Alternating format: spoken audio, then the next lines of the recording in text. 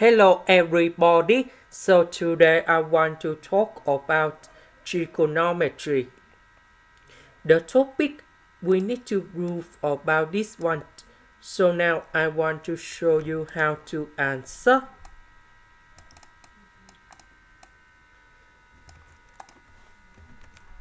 So we know that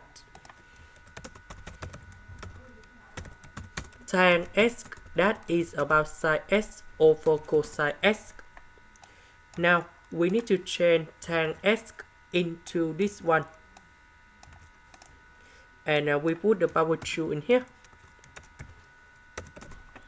Next we have sine x square we can do about factorization, and we have like this.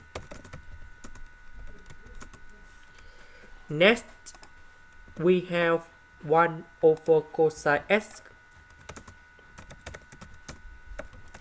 that is about secant of x. So we need to change this one into secant of x, and that should be like this. Secant of x squared minus number 1, that is about tan x squared, and we know that tan x, that is about sine x squared multiplied by 1 over cosine x squared. Sine x squared, we have sine x to the power of 4.